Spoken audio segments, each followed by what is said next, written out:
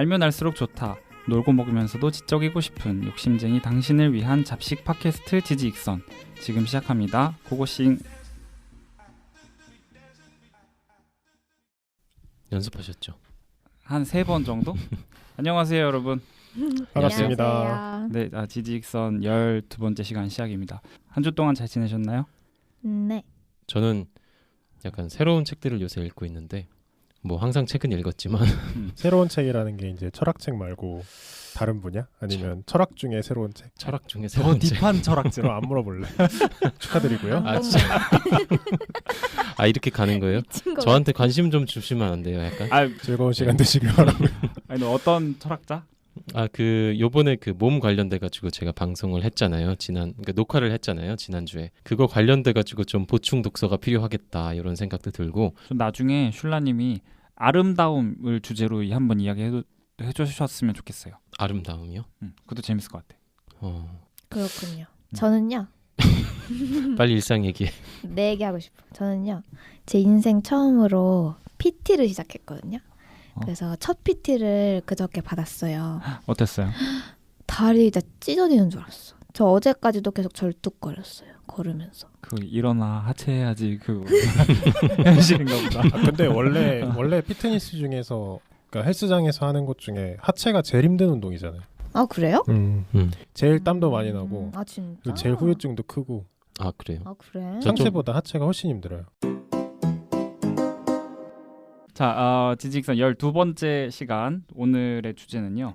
서울다움입니다. 서울에 대해서 우리가 살고 있는 많은 분들은 뭐 이제 서울이랑 멀리 떨어져 계실 수도 있겠지만 우리가 제일 많이 듣고 제일 많이 뉴스에도 나오고 제일 많이 생각해보게 되는 도시 중에 하나인 것 같아요. 서울에 대해서 이야기해 볼 건데 다들 서울 사세요 근데? 전 경기도. 저도.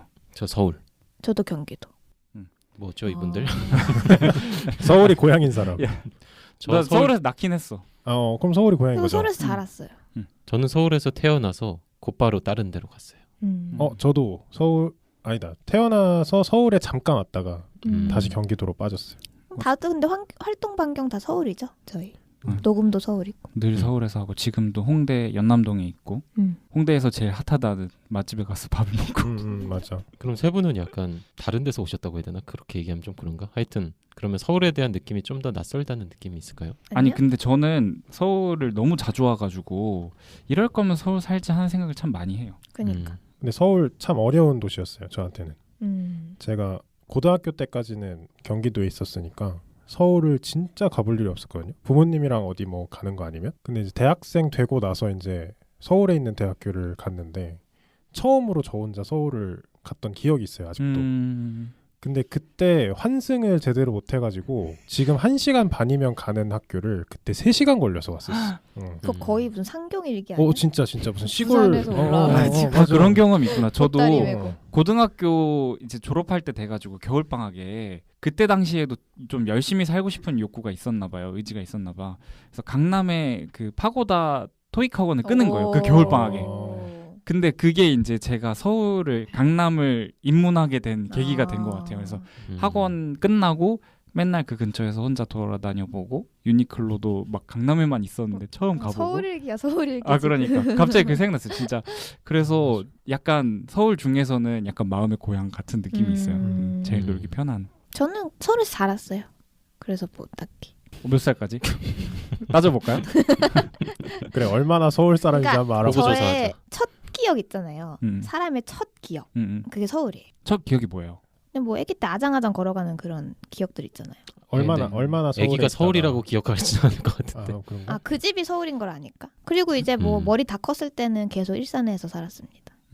사실 근데 저는 집이 용인이고 아느님은 지금 파주시잖아요. 일산, 네. 네. 저 개인적으로는 파주 일산에 사시는 분들하고는 약간 저는 상종을 못할 줄 알았어요. 왜? 너무 멀어서. 너무 멀어서. 그래서 개인적으로는 용인이 더 멀지 않아요? 그러니까 용인도 멀고 파주도 먼데 서로 머니까. 네. 그래서 저는 의정부 사람, 일산 사람, 인천 사람 이런 사람들하고는 소개팅도 못 하겠구나 뭐 이런 생각을 했었어요. 너무 오니까. 집에 갈 때 사인 하나 받아가요. 그러니까. 일산 사람 사인 아, 하나 받아. 만난 기념으로 괜찮네요. 이따 사진 찍고 집에 가요. 서울 이야기를 하다 보면 최근에 좀 이슈가 많이 됐던 게 서울에 블루보틀 새로 생겼잖아요. 성수 성수동. 네. 줄 쫙. 하나 선 더 거. 어디 생긴다 그랬죠? 삼청동에. 삼청동에. 네, 이제 2호점이 생길 거래요. 저 진짜 좋아하는데. 삼청동을. 제가 학교 빠지고 맨날 삼청동 카페 가서 책 읽었어요. 삼청동이 어디지? 그 한옥마을 경복궁 네. 옆에. 그 북촌동이라고 얘기하는 아, 그쪽인가? 북촌 한옥마을 음. 그쪽. 맞아 그 주변. 생긴다고 하는데 그 중에서도 또 이슈가 됐던 부분이 블루보틀 성수 지점이 그 매장 인테리어가 너무 공장스럽다, 인더스트리얼하다 해서 문제가 됐었대요. 그러니까 문제라고 하기보다 좀 이슈가 됐었대요. 그러니까 좋은 쪽으로 나쁜 쪽으로. 좀 논란의 여지가 있는 게, 그러니까 블루보틀이 각 세 개의 지점에 입점을 할 때 각 현지화를 되게 잘한대요. 그러니까 일본에 가면 일본스러운 디자인, 그 교토에 있는 블루보틀이 또 되게 유명하거든요.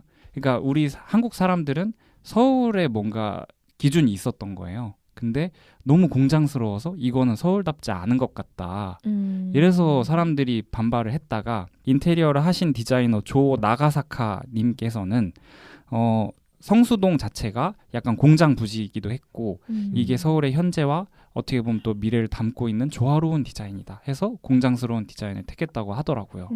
여기서 느꼈던 게 우리나라 사람이 생각하는 서울스러움하고 외국 사람들이 생각하는 서울스러움이 오히려 괴리감이 있구나 하는 거에 조금 재밌다는 생각을 들었고, 오늘 우리가 서울다움이 뭔지 한번 생각을 해보는 계기가 됐으면 좋겠다 해서 주제를 뽑아왔습니다. 전 주제 보고 되게 흥미로웠어요. 근데 3명이 서울 안 살아. 나는 그래도 대학교 생활하면서 오래 있었어 서울에. 아, 그치, 그렇죠. 저희 마음은 거의 서울도민 아닌가? 서울도민? 서울 특별시민. 서울시민. 서울시민. 아, 근데 저는 서울에 그 위성 도시 경기도에 살고 있는데, 저는 위성 도시는 그 도시로서 온전한 역할을 할 수 없기 때문에 어쨌든 서울 생활권에 있다고 생각해요. 이야기를 계속 진행을 해보면 크게 이제 서울의 장소에 대한 이야기들 해보고 서울 사람들에 대해서도 이야기해보고 마지막에는 조금 더 딥하게 서울의 정책적인 면에 대해서도 이야기를 해볼까 해요. 이제 가장 먼저 장소에 대한 이야기인데 저는 일단 서울에 재밌는 곳이 굉장히 많다고 생각합니다. 네, 가볼 만한 곳도 많고 요즘에 이제 뭐 관광지로 뜨는 부분도 많고 재밌는 데가 많은데, 다들 이제 뭐 좋아하시는 뭐 장소나 뭐 이런 곳들이 좀 있을까요? 시간이 지나면서 좀 바뀌는 것 같아요. 전 옛날에 명동을 진짜 좋아했었거든요. 우리나라에 외국인 관광객이 많아지면서 좀 이제 약간 재미가 없더라고요.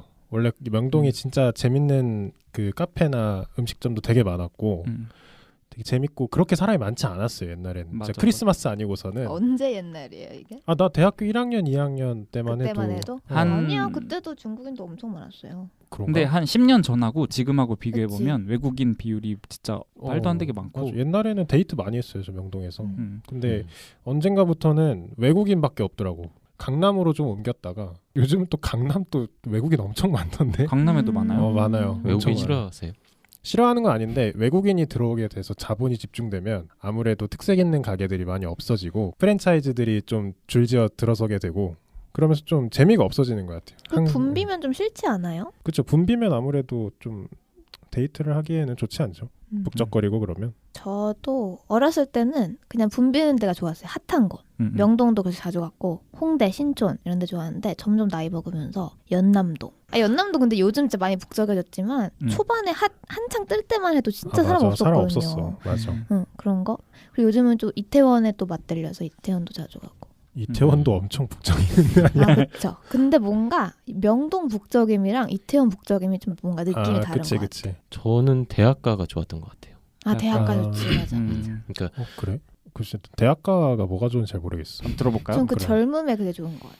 그러니까 2호선 라인 쪽에 되게 많잖아요. 특히 신촌 이쪽 라인에는 대학교가 완전 밀집해 있잖아요. 그러니까 사실 홍대 쪽은 좀 더 약간 대학생답지 않은 북적임이 좀 있는 것 같고 신촌을 되게 좋아했던 것 같아요. 좋아하는 이유는 뭐예요? 좀 더 약간 광장 같은 느낌? 그러니까 다른 곳들은 뭐라고 할까요? 테마적인 완성도라든지 구획지어 준 게 되게 명확해서 내가 돈이 준비되어 있지 않다든지 어떤 놀이나 어떤 활동을 해야지라고 모드를 정하지 않으면 중도가 없는 그런 공간이라고 해야 될까요? 그러니까 예를 들어서 강남에서 걸어 다니면 계속 걸어야 될 것 같은 느낌. 걸어야만 할 것 같은 느낌. 뭔지 알 것 같아. 근데 신촌 거기서는 그냥 막 그 약속 때문에 근처에 딱 고여 있다 그래. 그러니까 광장으로 멀리 가지 않아도 딱 그 안에서 재밌는 것들을 다 할 수 있는. 맞아요. 이거저거 그냥 막 아무데나 서 있어도 약간 어색하지 않고. 요즘은 오히려 여의도가 좋더라고요. 여의도?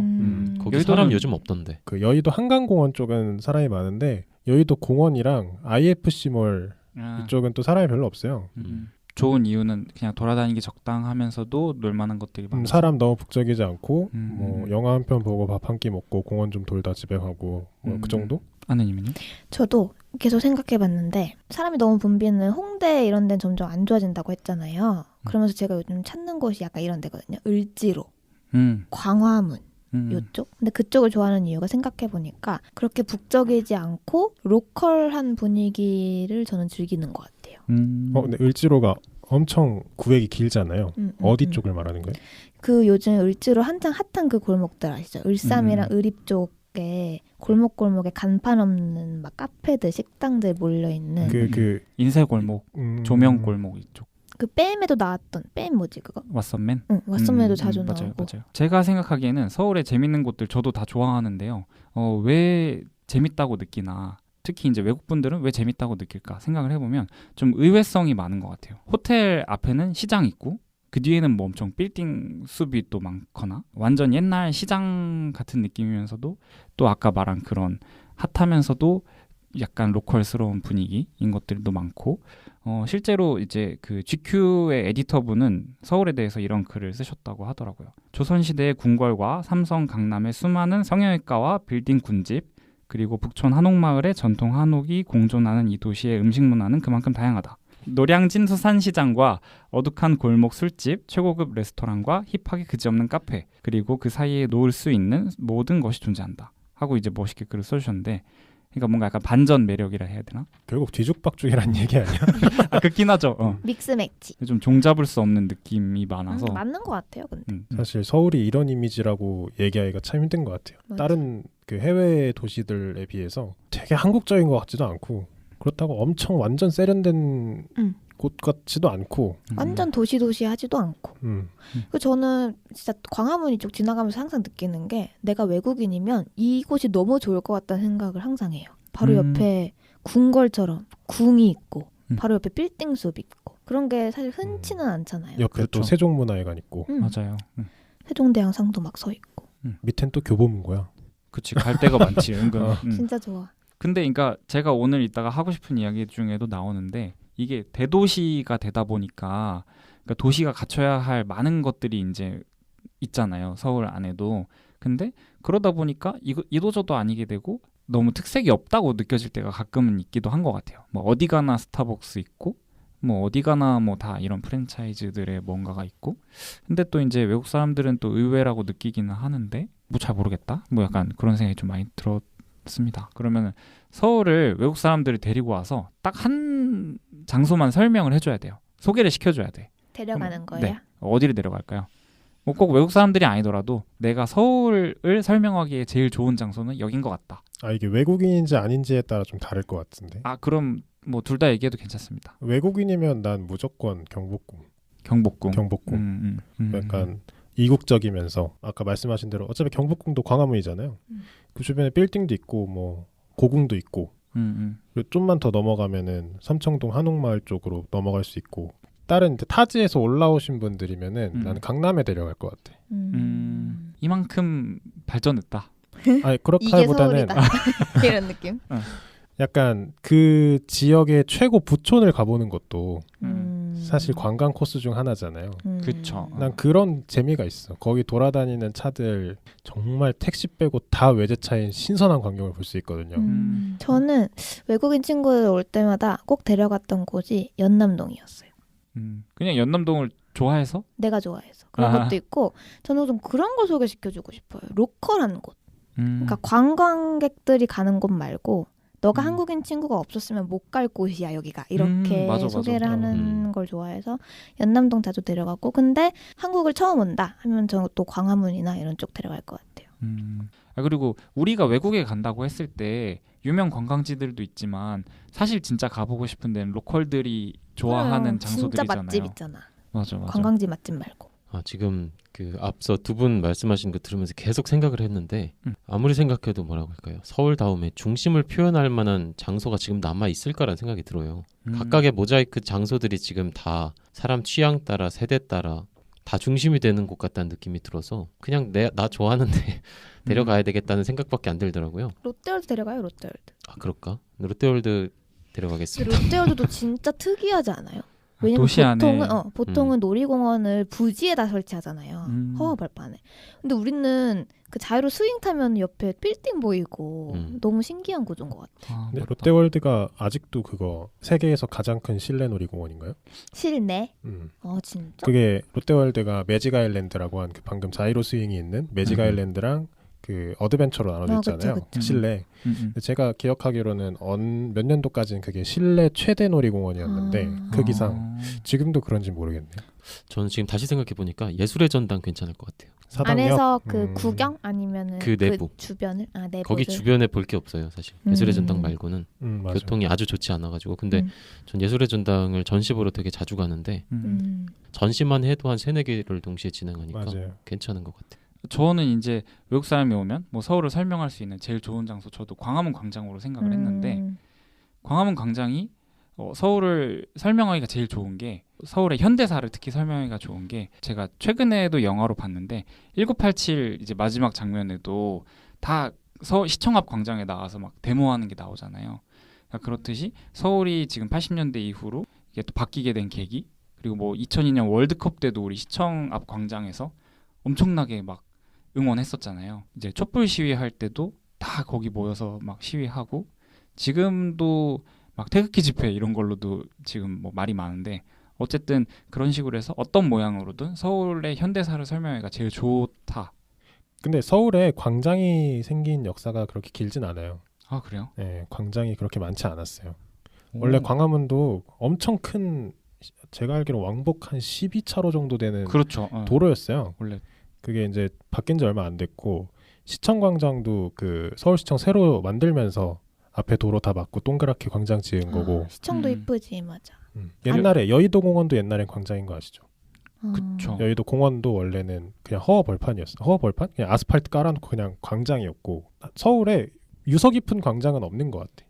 그렇지. 다 최신식이야. 네, 저는 그래서 광화문 광장 이야기할 때도 말씀드렸지만 서울의 현대사가 굉장히 많이 급격하게 바뀌고 있고 외국 사람들은 또 이런 거를 되게 흥미로워하고 있는 것 같아요.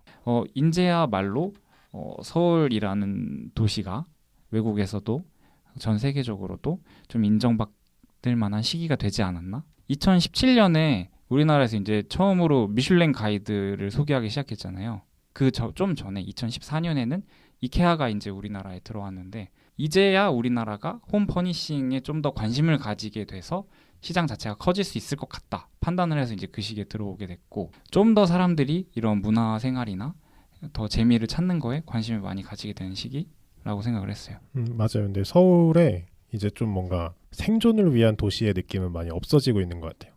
아까 잠깐 얘기한 것처럼 광장도 많이 생겼고 요즘은 또 정부 주관하에 숲도 굉장히 많이 생기고 있어요. 요즘 숲세권이라고 해서 엄청 유행이잖아요.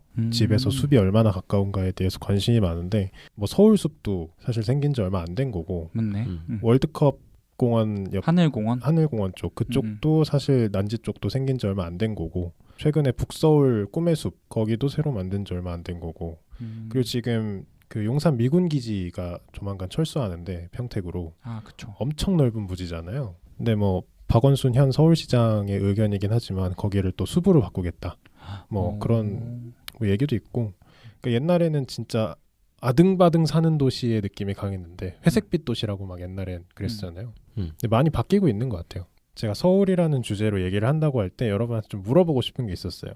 사실 본인의 성향에 따라 다른 답을 할 수 있을 것 같은데 도시를 보존해야 된다라고 생각하는 시각이 있고 도시를 끊임없이 발전시켜야 된다라고 보는 시각이 있잖아요. 여러분은 어느 쪽에 있으세요? 우선 저는 먼저 말씀드리면 저는 도시는 지속적으로 발전시켜야 된다라고 생각하는 사람 중 한 명이거든요. 저 같은 경우는 이걸 조사를 하면서 좀 느꼈던 사실이 있는데 외국을 이제 도시를 보면은 항상 구시가지, 신시가지 이렇게 나눠지는 구역이 있거든요. 우리가 이제 보통 관광을 가는 데는 구시가지일 확률이 높고 신시가지라고 하는 데는 약간 경제적으로나 이렇게 비즈니스적으로 발달한 구역을 나눠놨는데 우리나라, 그러니까 서울에는 그런 게 딱히 없다라는 느낌이 들었어요. 그러니까 사실 느낌상으로 보면 이제 강북 지역이 구시가지가 되고 강남 지역이 신시가지가 돼야 되거든요. 근데 강북 지역도 못지않게 계속 개발을 해가지고 최근에 아까 그 계속 이야기하는 그 광화문 광장도 다 계속 건물 새로 뜯어짓고 을지로도 지금 건물을 새로 짓는데 오히려 막 막고 있는 뭐 상황이기도 하고 어쨌든 이게 계속 다 개발을 해놓으니까 그래서 서울의 특색이 없어지는 거 아닌가 그런 생각도 들었어요. 그 광화문 바로 뒤에 골목이 피막골이라고 해가지고 맛집이 진짜 많았던 골목이거든요. 저 아직도 생각나는 게 초등학교 때 할아버지랑 같이 이제 교보문고에 갔다가 그 피막골에 있는 막 짜장면집 가서 짜장면 먹고 막 그랬었는데 지금 보면 그냥 다 도시여가지고 그런 것들이 많이 없어졌죠. 그 교보 건물 뒤쪽 네, 말씀하시는 거죠. 그리고 세종문화회관 뒤쪽도 그렇고. 아마 KT 건물 들어왔을 텐데. 맞아요, 그쪽이에요. 그리고 거기가 이제 새로 지은 건물에 그런 맛집들이 옮겨서 이전을 하기는 했는데 그래도 옛날의 모습이 없어졌으니까 그게 좀 아쉽죠. 그러니까 저는 뭐 법률님이 소비주의를 사실상 장려하는 방식으로 말씀을 하신 거라고 생각해도 될까요? 개발을 많이 뭐 자유롭게 해야 된다. 제가 왜 그렇게 얘기했는지 몇 개를 말씀드리면 우선 우리가 서울에서 좋다고 얘기했던 지금까지 좋다고 얘기했던 광화문, 여의도, 뭐 명동, 강남, 서울숲, 청계천 이런 데들 있잖아요. 그게 다 예전부터 있던 곳이 절대 아니에요. 그리고 생긴 지 얼마 안 된 건데 그 제가 좀 조사를 해왔어요. 저는 사실 개발론자라고 하면 사실 개발론자인데 여의도 공원이 조성된 게 이제 95년도 조순 서울시장 시절에 생긴 거고 그리고 월드컵 공원이 98년 고건 서울시장에 의해서 조성이 된 거고 서울에 쓰레기를 매립하던 곳인데 그 위에다가 이제 공원을 지은 거거든요. 그리고 이제 02년도 그 이명박 서울시장 시절에 청계천 복원 사업 그리고 서울숲 조성이 이루어졌고 06년 오세훈 시장 시절에 광화문 광장 조성되고 세운 초록띠 공원, 뭐 북서울 꿈의 숲, 동대문 디자인 플라자, 세빛둥 둥섬. 그렇죠. 그게 이제 같은 시기에. 네, 같은 시기에 들어갔던 거고 이제 11년 박원순 시장 들어오고 나서 서울로 7017 지금 용산 미군 기지 공원 조성하는 거 추진 중이시고 풍납 토성 복원도 지금 진행 중이시거든요. 근데 이렇게 쭉 들어보면 우리가 서울에서 괜찮다고 생각하는 곳 그리고 핫한 곳 그러니까 삼청동 이렇게 유서 깊은 곳 말고 우리가 최근 들어서 핫하다고 생각하고 외국인들이 찾고 있는 곳이 대부분 최근에 개발된 곳이에요. 아까 뭐 세빛 둥둥섬도 처음에 되게 말 많았고 흉물이다 했지만 지금은 굉장히 핫하고 그 반포 한강공원 쪽이. 근데 지금 말씀드린 게 또 다 성공한 사업은 아니에요. 뭐 또 세운 초록띠공원 같은 경우는 완벽한 실패작이다 이런 얘기도 있는데 뭔가 이렇게 계속 바꾸려고 시도하고 새로운 걸 짓고 그 짓는다는 게 건물이 아니더라도 숲을 짓고 광장을 짓고 이렇게 뭔가 계속 토목 사업을 해야 이게 좀 더 도시가 활성화되고 새로운 부가 창출되고 그렇다고 생각을 하거든요. 근데 이게 이탈리아라면 얘기가 다를 것 같긴 한데 뭐 문화재도 많고 유적지도 많고 근데 서울의 한정에서는 저는 계속 개발을 해야 새로운 스팟이 생기고 새로운 부가 창출된다고 믿기 때문에 여쭤봤던 거였어요. 저는 법률님 말씀 들어보니까 저랑 대답의 워딩은 다른데 결국 속뜻은 같은 것 같아요. 우선 저는 상황에 따라 당연히 달라야 된다 생각하고 그 국가가 어느 수준에 달성했느냐에 따라서 다른 걸 해야 된다고 생각하거든요. 예를 들면 지금 완전 개발도상국인데 갑자기 숲을 짓는다. 아니면은 뭐 공원을 짓는다. 좀 그럴 때가 아닌데 이 서울다움, 뭐 서울은 아니겠지만 그 도시다움을 좀 살려보겠다는 좀 말이 안 되는 거고 그땐 당연히 개발을 계속해야죠. 경제적으로 성장할 수 있게끔 우리 옛날에 서울이 그랬듯이. 근데 어느 정도 선진국 수준에 왔다 하면 이제는 성장을 위한 개발이 아니라 즐거움을 위한 개발이 시작될 거라고 생각을 하거든요. 그래서 저는 아까 법례님이 개발을 계속해야 된다라고 생각했을 때 좀 상황마다 다를 수 있을 것 같은데 라고 생각했는데 지금 법례님은 개발에 그런 것도 포함인 거죠. 뭔가 퇴화할 수 있는 개발. 그러니까 이 도시에 그러니까 이 지역에 건물을 더 짓고 돈을 더 벌 수 있음에도 불구하고 그냥 숲을 짓고 공원을 짓고 여가를 위한 활동을 위한 개발이 당연히 포함되어야 한다라고 저는 생각합니다. 그러면은 DDP 얘기를 좀 더 해보면 DDP도 말이 많은 이유가 원래는 야구장이었던 부지인데 오세훈 서울시장 때 DDP를 그 자하 하디드 되게 유명한 건축가예요. 지금 돌아가셨지만 한테 부탁을 해서 지은 건물인데 엄청 멋있게 생기긴 했어요. 맞아요. 이상하게 생겼다고 하면 이상하게 생겼고 네. 우리나라 안 같이 생겼지. 네, 그 엄청 세련됐지. 네, 그 말대로 정말 이게 서울에 어울리는 건물이냐 하는 거에 대해서는 논란이 많거든요. 또 동대문 그쪽 지역을 팠더니 그게 동대문 바로 옆이잖아요.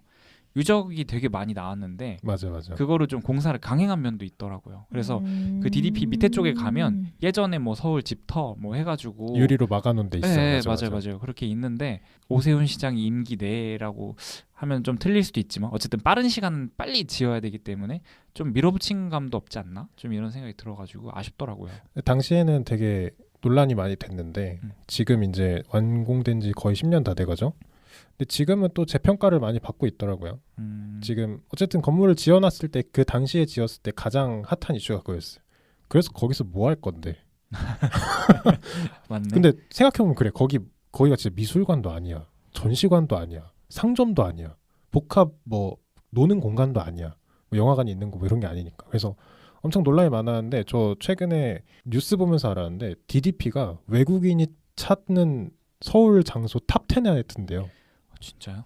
왜 오는지는 잘 모르겠는데. 근데 약간 서울 패션 위크나 이런 거 항상 DDP에서 하잖아요. 아 그래요? 맞아. 서울 패션이. 그래서 거기에 페피들이 모이면 이제 외국인 파파라치들이 짜라락 모여서 사진을 막 찍고 갑니다.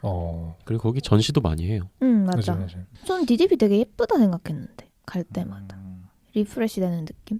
근데 약간 서울답냐 이러면은 모르겠는데 싶은데 특이하냐고 물어보면 진짜 서울에서 제일 특이한 곳인 것 같긴 해요. 그치, 특이하긴 특이하지. 그래서 한 3-4번 가봤는데 갈 때마다 여기서 뭐 해야 될지 잘 모르겠더라고. 듣고 보니 개발을 하는 거 자체는 나쁘지 않은 것 같아요. 근데 좀 구역을 나누고 좀 우리가 어느 정도는 전통성을 유지하자라고 하는 부분을 좀 남겨놨으면 좋겠는 부분도 있는 거죠. 하긴 지금 삼청동이 한옥마을이듯 나중에 후대가 볼 땐 붉은 벽돌 건물들이 지금의 삼청동을 바라보는 느낌일 수도 있겠네요. 맞아요. 그리고 제가 지금 느끼는 거는 완전 전체가 다 유리인 빌딩들 있죠. 그게 서울 2010년대의 건축 양식인 것 같은 느낌이 들었어요. 맞아. 한참 유행해서 통유리 건물. 네, 그래서 막 그냥 일자 통유리, 물결 모양 통유리, 뭐 이렇게 삐져나온 통유리 뭐 이렇게 있는데 그래서 한 100년 지나고는 유리 건물이 2010년대엔 유행했구나라고 생각을 할 것 같긴 해요. 네, 그래서 계속 장소에 대해서 이야기를 해보겠습니다. 그 중에서도 골목하면 늘 또 따라오는 이야기가 젠트리피케이션 이야기가 늘 따라옵니다. 이게 뭔지 혹시 처음 들어보실 분들을 위해서 잠깐 설명을 드리면 어떤 지역이 굉장히 핫하다라고 소문이 났어요. 그러면 기존에는 원래 그냥 주민들 살고 평범한 동네였는데 갑자기 이제 막 카페들도 생기고 뭐 맛집도 생기고 하면서 관광객들이 점점 많아집니다. 이러다 보면은 이제 사람들도 많아지고 이게 유명해진 거죠, 말 그대로. 그런 지역이 될 때 이 상황이 영원히 유지가 되는 게 아니고 이제 건물주들이 이제 월세를 올려요. 사람들이 많아지니까 이 상가는 점점 더 비싼 가치를 갖고 있다 해가지고 월세를 너무 올리다 보니까 기존에 거기서 오랫동안 맛집을 하시고 뭐 오랫동안 뭐 세탁소를 하시고 정작 그 지역을 유지했던 사람들은 이 동네를 떠날 수밖에 없게 되는 거예요. 그래서 계속 이제 다른 지역으로 이동하는 현상을 젠트리피케이션이라고 부르는데 제가 그래서 제 개인적으로 느끼기에 이 동네 이동의 흐름이 좀 있는 것 같아요. 맨 처음에 이제 홍대 지역이 굉장히 유명했는데 어느 날 상수, 합정 이쪽 지역이 또 유명해지더니 이제 그것도 벗어나가지고 그 옆에 있는 망원동이라든지 연남동까지 이르게 됐고 또 동시에 뭐 서촌 이렇게 해서 되다가 지금은 연희동 지역까지 점점 퍼진 경향이 있어요. 그러니까 좋게 말하면 퍼졌다인데 다른 관점으로 생각해보면 기존에 유명했던 지역들은 다 프랜차이즈 식당이나 카페들로 채워지고 점점 로컬스러운 더 우리가 재밌다고 느끼는 곳들은 옆으로 도망갈 수밖에 없는 삼청동에서 시작했던 흐름은 그 옆에 익선동으로 가더니 을지로로 이어진 것 같고 좀 이게 흐르고 있는 것 같아요. 근데 그게 흘러가면서 자연스럽게 쇠퇴되는 지역도 생기고 있거든요. 어떻게 보면. 그렇죠. 이제 삼청동 예전만큼 사람들 많이 안 가거든요. 그리고 이제 홍대가 이렇게 뭔가 핫한 플레이스다라는 건 약간 우리 세대의 느낌이고 사실 서울에서 가장 핫한 옛날 동네는 종로였거든요. 젊음의 거리. 그치. 그 전에는 원래 피아노 거리라고 얘기가 있었는데 이걸 혹시 30-40대 분들이 듣고 있으면 옛날 생각하실 수도 있어요. 원래 피아노 거리라고 그랬어요. 거기를. 그래서 엄청 핫한 곳이고 거긴가요? 종각 젊음의 거리 거기. 지금은 젊음의 맞아요, 거리가 맞아요. 됐죠. 예전에 뭐 행진한다. 옛날에 또 행진 많이 했잖아요. 행진한다고 하면 그러니까 정부 주최 하에 뭐 이렇게 퍼레이드를 하거나 그런 걸 할 때 도시에서요? 네네 많이 했어요. 하긴 근데 요즘에도 그 연등제를 그 근처에서 한 걸 봤어요. 그 종각 네. 주변에서. 옛날에는 그 종로 그 거리가 너무너무 핫한 곳이어서 정말 그 월세가 천정부지였대요. 맞아. 지금은 이제 좀 거기 계신 분들한테는 좀 죄송하지만 안 찾는 거리가 됐죠 많이. 물론 청계천 때문에 또 살짝 떴는 감이 있긴 한데 많이 안 가고 최근에 가봤는데 또 빈 상가가 많더라고요. 근데 이게 흐름을 타는 거라서 뭐 어떻게 뭐 저희가 해드릴 건 없지만 그래도 젠트리피케이션으로 이렇게 뭔가 피해를 본다고 할까요? 뭔가 고유의 멋을 사라지는 도시가 있는 만큼 프랜차이즈와 자본이 몰리고 그만큼 또 자본이 빠지는 곳도 생기는 것 같아요. 어떻게 보면 되게 자연스러운 것 같기도 해요. 근데 뭐 이게 자연스럽다면 자연스러운 건데 기존에 오랫동안 일하던 그러니까 그 지역의 이제 유지라고 할 만큼 이제 소소하게 생활을 하던 사람이 갑자기 자본이 몰려가지고 내가 살 동네를 잃고 다른 데로 이사를 갈 수밖에 없는 상황 자체는 자연스럽진 않은 거잖아요. 그러니까 완전히 저는 그거조차도 슬픈 거지 부자연스러운 상황은 아니라고 생각해요. 지금 감정적으로 슬픈 거지. 하몽님이 말씀하시는 거는 아마도 뭐 다른 뭐 유럽 도시라든지 이런 데는 굉장히 오랫동안 그 뿌리 깊은 상태로 남아있는 도시들이 많은데 가령 근데 한국에서 이런 자본 상황들이 그리고 젠트리피케이션 상황이 이제 그런 장소들이 이제 존속되는 것 자체를 아예 안 되게끔 만들고 있잖아요. 뭐 그런 거에 대한 아쉬움인 것 같아요. 맞아요. 제가 또 얘기를 하게 된 배경도 약간 전통 있는 맛집 혹은 이제 뭐 오랫동안 있었던 그 역사가 증명해주는 그런 좀 세월의 분위기 있잖아요. 그런 거를 느낄 지역들이 많이 없다. 근데 그런 이유가 이런 월세 때문이다라고 생각하면 굉장히 슬픈 일이죠. 최근에 무슨 냉면집 때문에 되게 핫하지 않았나요? 을지면옥이요? 아 맞는 것 같아. 본 것 같아요. 재개발한다고. 근데 사람들이 이제 여기는 재개발하면 안 된다. 뭐 이래가지고 또 역으로 이슈가 됐는데 사실 그 을지로 지역은 건물 안전 등급이 매우 낮긴 해가지고 새로 짓기는 지어야 된다고 하더라고요. 일단 그래서 이 젠트리피케이션이 일어날 수 있는 좀 요건을 한번 생각을 해봤거든요. 최근에 자료를 보기도 했는데 일단 특징들이 있는 것 같아요. 첫 번째, 교통이 일단 좋아야 돼요. 갈 곳이 아니면 네, 원래 그 뜨는 지역이 특징들이. 네. 뭐 지하철 환승역이라던가 뭐 버스가 많이 다닌다던가 하는 곳인데다가 대학가 주변에 뭐 대학교가 한두 개 있다던가 뭐 예를 들면 뭐 신촌, 홍대 이쪽도 그렇고 뭐 건대 쪽도 그렇고 성수동도 그렇고 또 이게 구시가지 안에 속해 있어야 된다고 한대요. 제가 아까 뭐 구시가지, 신시가지 구분이 별로 없다 뭐 이러긴 했는데 그러니까 굳이 따지자면 약간 강북 지역? 근데 죄송한데 구시가지랑 신시가지랑 구랑 신 빼고는 뜻이 뭐예요? 사람들이 모이는 곳이란 뜻이죠. 그럼 구시가지는 옛날에 모였던 곳인가? 예전에 핫한 곳. 우리 요즘 최근 언어로 하면 예전의 핫플레이스. 근데 사실 시가지라고 하려면 사람이 모이고 또 살고 있어야 돼요. 그러니까 약간 옛날 마을 개념인 거예요. 그러니까 그런 지역이 오히려 다시 뜨더라. 그래서 떴는데 결국에 이제 다시 이제 프랜차이즈들이나 이런 대자본들의 점령이 돼서 그 동네 자체는 굉장히 다른 지역과 흡사하게 납작해진다고 표현해야 될까요?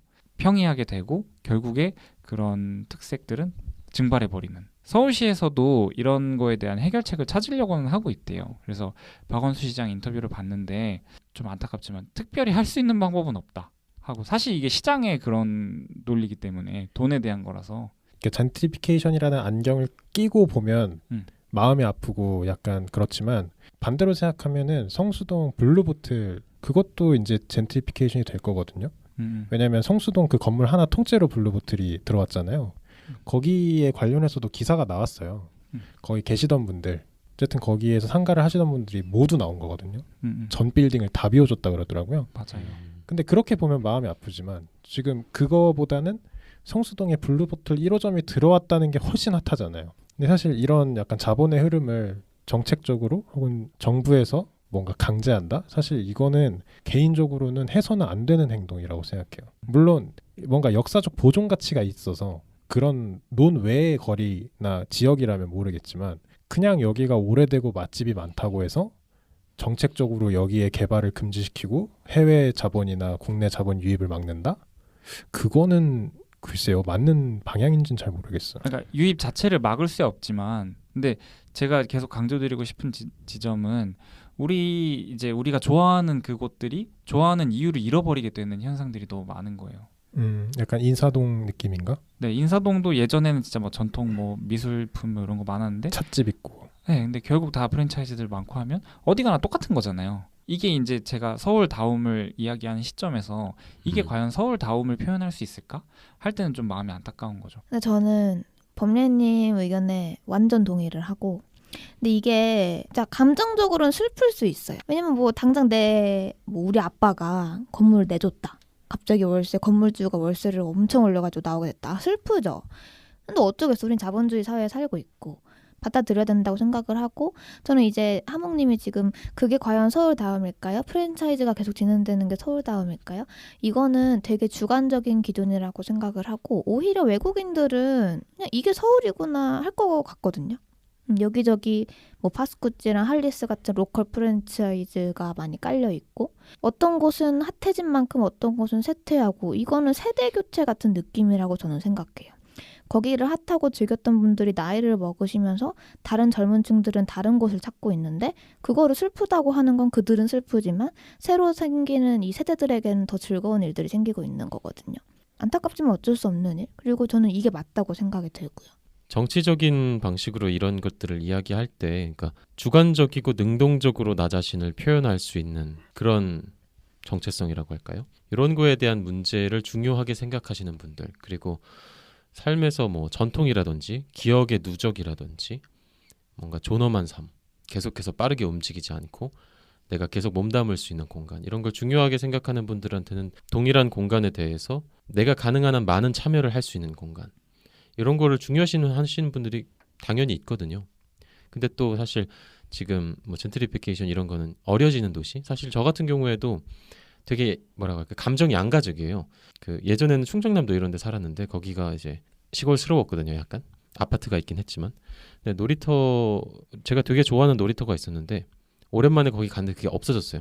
그리고 뭐 당연히 제가 같이 놀던 친구들도 없고, 그 당시에 그 제가 다녔던 길목의 어떤 특색 이런 것도 완전히 다 도시화됐거든요. 그래서 더 이상 여기로부터 환영받지 못한 느낌, 뿌리가 없어진 느낌, 이제 계속 배회해야 된다는 느낌, 이런 것 때문에 싫었는데, 사실 저는 뭐 게임 좋아한다고도 말씀드렸지만 도시화된 유희 공간도 엄청 좋아하거든요.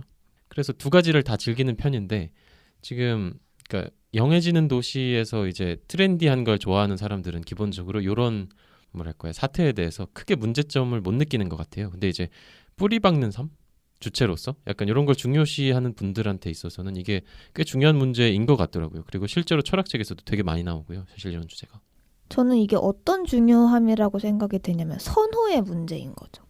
그냥 딱 거기까지인 것 같아요. 근데 이제 3자 입장에서 봤을 때는 뭐 유행이 변하고 뭐 재밌는 지역도 바뀌고 하는 거는 뭐 흐를 수 있다라고 하는데, 그 지역에 사는 사람들의 입장으로 봤을 때는 이건 생활 터전을 싸그리 뭉개버리는 거거든요. 그게 약간 그런 것 같아요. 그러니까 거시경제로 보면 이게 자본의 흐름이니까 어쩔 수 없는데, 이게 미시경제로 봐서 거기에서 이미 계셨던 자영업자분들 혹은 그런 곳에서 월세를 살고 계신 세입자분들, 그런 분들한테는 이게 감정적인 선을 넘어서서 이제 경제적으로 실질적으로 문제가 생기잖아요. 그거에 대해서는 뭔가 글쎄요, 정부 차원까지 나설지는 모르겠지만 뭔가 보완책이 있긴 해야 될 것 같아요. 그 사람들이 원해서 집값이 오르는 게 아니고 또 뭐 원해서 월세가 오르는 게 아니잖아요.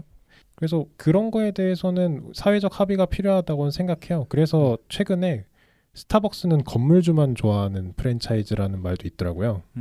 스타벅스가 스세권이라고 해서 스타벅스가 하나 이렇게 건물에 들어오면 그 주변 상권이 어마어마하게 살아난대요. 와우.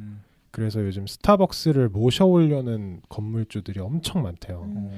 근데 그건 아시죠? 스타벅스가 전 직영점인 거. 맞아요. 네. 다 직원이잖아요. 네네, 맞아요. 가맹점이 없어서 되게 깐깐하게 그 지역을 고른다고 하는데, 근데 그 스타벅스가 들어오면은 상권이 살아나고 골목이 살아나고 지역이 살아나고 나쁜 점이 하나도 없는 것 같지만 그 주변에 있던 이제 뭐 말씀하신 뭐 동네 세탁소, 뭐 동네 작은 카페들, 아니면 뭐 슈퍼마켓 이런 데 이제 싹 정리되는 거죠. 주변에 이제 새로운 가게들이 막 들어올 테니까. 그런 거에 대한 뭔가 미봉책도 하나도 없는 느낌이긴 해요. 물론 저도 지금 이게 어쩔 수 없는 상황이라고는 말씀드렸지만 어느 정도 인도적인 차원에서는 당연히 진행돼야 된다고 생각하고 그런 점에서는 서울이 되게 많이 발전했다고 생각을 하거든요. 저희 어렸을 때만 해도 왜 드라마나 영화 이런 장면 되게 많이 나왔잖아요. 그 달동네에 쪽폭들이 쳐들어가가지고 야 방 비워. 안 비워? 밀어버릴 거야? 막 이러면서 이런 자극적인 장면들. 근데 실제로 진짜 일어났던 일들이잖아요. 그렇게 원래 있던 분을 진짜 아무런 대책 없이 똥값을 주고 내쫓는다. 이거는 진짜 인도적인 차원에서 문제가 있고 그건 당연히 정책적인 부분에서 밑에 네트가 깔려야 되는 부분이고 그게 다 해결이 됐다라고 하고 그래서 저는 이제 막 세탁소가 쫓겨났고 뭐 이런 것도 사실은 보면은 거기에 상권이 들어섬으로써 어떤 분들은 기회를 잡아가거든요. 옆에다 뭐 또 다른 걸 세운다든지 그런 게 바로 저는 이제 어쩔 수 없지만 자본주의가 할 수 있는 일이고. 근데 그 기회를 잡는 게 개인이기보다는 대기업들일 확률이 높은 거죠. 그렇죠. 그리고 그런 오래 있던 분 아니면 그 지역을 유지시켰던 분들이 가져갈 수 있는 이제 최후의 네트가 이제 권리금이라는 건데 사실 권리금이라는 제도도 되게 한국에 있는 특별한 제도라고 하던데. 아 그래요? 네. 근데 사실 권리금이라는 제도로 이제 오래 계셨던 분들이나 좀 그 상권을 지키던 분들에 대한 보상을 해주지만 옛날처럼 막 조폭이 들어와서 다 발로 차고 깨부수진 않지만 조폭이 와서 발로 깨부수지만 않을 뿐이지 사실 권리금을 얼마로 줄 거냐로 또 엄청나게 싸우잖아요. 그런 걸로 보면은 약간 안내님이랑 조금 시각이 다른 게 완전히 성숙되진 않은 것 같아요. 사실 건물주 입장에서는 너네가 권리금이 어딨어? 약간 이래버리면 뭐 사실 끝인 상황이라 소송 가도 많이 못 받는다고 하고 보통 그 제 친구도 자영업 하다가 그만둔 친구들이 있는데 거의 뭐 기대도 못 하더라고요. 네. 근데 저는 요즘 우리나라 분들 시각이 되게 많이 바뀌었다고 생각을 하는 게 댓글들을 보면 대충 대중의 여론이 보이잖아요. 요즘 어떻게 흘러가는지 여론이. 근데 옛날이랑 진짜 다른 게 요즘에 그런 핫해진 지역에서 건물주가 월세를 진짜 많이 올려서 기존에 오래 계시던 분이 쫓겨난다라는 기사가 뜨면은 사실 옛날에는 건물주 욕밖에 없었거든요. 어떻게 저러냐. 근데 요즘은 어쩔 수 없잖아요. 라는 댓글이 되게 여론이에요. 돈을 벌려는 게 잘못된 건 아니다. 그리고 그 지역이 핫했는데 돈을 안 올리는 게 이상한 거 아니냐. 그분에게는 안타깝지만 어쩔 수 없는 이런 댓글들이 많은 걸 보고 저도 되게 놀랬거든요. 파리에도 비슷한 일이 있었어요. 그래서 그 사례를 좀 조사를 해왔는데 이제 2차 대전 당시에 파리가 나치에 침입을 당해가지고 점령을 당했었고 난리가 났죠. 네, 그 이후에 이제 해방이라고 해야 되나 전쟁 이후에 50년에서 70년대 사이에 도시 재생 드라이브라고 해가지고 개발을 많이 했대요. 근데 그 와중에 이제 우리랑 비슷한 현상으로 이제 소규모 상인들이 많이 쫓겨난 적이 있었습니다. 그래서 2006년에는 파리 도시 계획이라는 걸 또 세웠는데요. 파리 전체 도로 길이의 16%인 259km를 보호 상업가로 지정을 해서 3만 개의 지점을 보호한다고 합니다. 보호 상업가로 지정된 도로 건물의 1층에 입점한 소매 상점 등은 다른 용도로 바꿀 수 없게 하고 비어있는 점포도 소매 상점으로 채워야 한다고 규정을 했다고 해요. 그러니까 이게 약간 상생을 위한 적어도 최소한의 안전장치? 3만 개의 점포로 선정된 점포를 가지는 건물주들은 그거에 동의를 한 거겠네요. 근데 이게 시에서 정책적으로 한 거니까 뭔가 이게 법으로 규제를 하지는 않았을 거라고 생각을 하는데 뭐 제 생각인데 뭔가 이런 거를 그러니까 하도록 유도를 좀 하지 않았을까요? 한국에서 그렇게 한다고 하면은 건물주들 아주 난리가 나지 않을까요? 그리고 여기가 공산주의냐 이러면서 그래 이게 사실 유럽이라 좀 가능했던 것 같고 그리고 노블리스 오블리즈 맞아요. 그 얘기를 딱 하려고 했는데 이 기사의 타이틀에도 그래서 파리 사람들은 이런 거를 노블리스 오블리제로 이겨냈습니다. 라고 써놓고 박원순 시장의 인터뷰나 뭐 이런 것들을 봐도 제가 느끼기에는 결국에는 이제 우리의 건물주들이 이 황금알을 낳는 거위에 배를 가르지 않았으면 좋겠다 하는 마음이 기본적으로는 깔려 있는 것 같아요. 이제 그렇게밖에 해결할 수 없는 것 같아요. 일단 우리가 근본적으로 해결할 수 있는 방법은 그러니까 마음을 선의를 갖고 이제 건물주지만 여기 세입자들과 상생을 도모하는 방법밖에 없는 것 같아요. 이게 사실 딱 그거잖아요. 민주사회주의가 너무너무 좋아요. 우리나라에도 들여오면 안 돼요? 근데 사실 우리나라 힘들잖아요. 그게. 딱 그 시각의 차이인 것 같아요. 너무 좋아. 진짜 보기 좋고 너무너무 좋고 그분들에게도 너무 잘 된 것 같은데 뭐 범례님이 말씀하신 대로 우리나라에 들어오면 그게 좋은가? 누구한테 좋지? 그럼 건물주들은 사실 손해를 보는 거잖아요. 근데 건물주는 이제 건물을 물론 건물을 산 것도 노력이라고 치면 할 수는 없는데 건물을 이미 갖고 있는 상황에서 거기에 세입자들이 뭔가 이제 맛있는 것도 많이 팔고 뭐 장사 잘해가지고 입소문을 탔어. 겨우겨우 인기를 얻었더니 나가래. 그러면은 되게 섭섭할 것 같은데. 섭섭하죠. 그러니까 이게 그러니까 장소를 옮겼을 때 또 다시 새로 시작해야 되는 게 있잖아요. 뭐 우리의 뭐 여기로 옮겼으니까 앞으로 일로 와주세요 한다고 해서 사람들이 다 알고 가는 건 아니잖아요. 그 자리에 대한 것도 되게 중요한데. 그럼 바꿔서 진짜 둘이 막 잘 이겨냈어요. 건물주랑 거기 세입자분들이 어려운 상황에도 막 같이 으쌰으쌰해서 만들어냈어. 그래서 한창 호황기를 누리고 이제 호황기가 끝나서 그 지역에 쇠퇴했어요. 사람이 진짜 한 명도 안 와. 세입자가 나가요. 그럼 이것도 되게 슬픈 일 아닌가요? 근데 이제 제가 생각하기에는 갑자기 핫해져서 다 나가서 뭐 프랜차이즈로 채워졌을 때 오히려 사람들이 좀 실증을 느끼게 될 확률이 높은 것 같고. 아니 그러니까 제 말은 지금 얘기하시는 게 건물주가 세입자한테 하는 일이 세입자 입장에서 섭섭하다는 거잖아요. 우리 같이 으쌰으쌰 잘 이겨냈는데 핫해졌다고 날 내쫓아? 이거잖아요 지금. 근데 그걸 진짜 건물주가 이겨냈어 같이. 안 내쫓고. 근데 결국엔 그 지역도 쇠퇴할 거거든요. 언젠가는. 사람이 안 와. 세입자가 여기서 장사가 안 되네요. 죄송하지만 나갈게요. 그러니까 저는 그래서 그 지역을 잘 이겨내면 뭐 3대째 이어오는 뭐 기업도 이제 있을 수 있고 계속 그 지역이 잔잔하게 더 유지가 될 확률이 높지 않을까 기대를 해보는 거죠. 그러면 진짜 베스트죠. 그러면 완전 되게 좋은 상황인데 말 그대로 장사가 안 되는데 건물주와의 의리만으로 이 세입자가 계속 있을 수는 없거든요. 내 돈을 내야 되는 건데. 그러니까 지금 안내님 말씀은 그 가게가 잘 돼서 상권이 살아나서 월세가 올라도 건물주가 이해해주고 상생을 택했을 때 그 건물주가 어느 정도 손해를 감수한 거죠. 그럼 반대로 그 상권이 죽어가고 쇠퇴했을 때는 건물주한테 세입자가 뭘 해줄 수 있냐는 거죠. 근데 사실 지금 얘기는 결말이 안 나는 얘기고 그 프랑스 예가 참 좋은 거라고 갑자기 생각이 든 게 경제 논리로 따질 수 없는 해결점이 나와야 되는 것 같아요. 이걸 경제 논리, 자본 논리로 따지면 세입자가 나가는 게 너무나도 당연하다고밖에 귀결될 수가 없어요. 근데 프랑스에서 노블리스 오블리제로 뭐 한국에서 될진 모르겠지만 그래서 갑자기 그 얘기가 한국에 적용될 수 있을까라고 얘기를 하면서 문득 생각난 게 제가 본 뉴스인데 고소득자나 자산이 많은 한국 시민들의 이민이 급증하고 있다고 합니다. 한국의 상속세가 최대 56%인가 그럴 거예요. 그러니까 10억을 상속해주면 5억 6천만 원을 나라에 내야 되는 거예요. 그래서 이민을 간대요. 상속세가 없는 나라로.